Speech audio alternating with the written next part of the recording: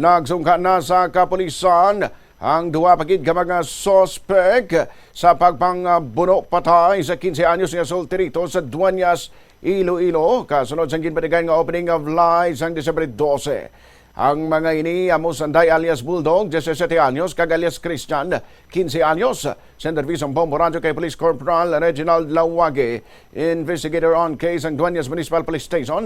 Iagin pa nga ginupod sa mga nagsungka nga suspect ang ilang ginikanan padulong sa police station. Suno pa kay Lawage wala man sila nagpalagyo sa banwa kagin pa kamaayo sa ginikanan sa mga suspect nga voluntaryo nga isurrender ang mga ini sa kapulisan. Ginkumpirma man sang suspect nga si alias Tamtam nga una na nga nadakpan nga kaupod sini ang duha ka mga menor de edad sa pagbuno patay sa biktima. Matandaan nga napatay ang solterito matapos ginatok-katok buno sang 13 ka beses. Bangod sa ginapahayag tuman nga kaakig sang grupo sa diin ginapatihan nga mayara sang daan nga hiligot anon. Sa karon yara na sa kustudiya sang Department of Social Welfare and Development ang mga involved nga menor de edad nga kaupod sang unang nga nadakpan nga suspect para sa nagakaigo nga disposisyon.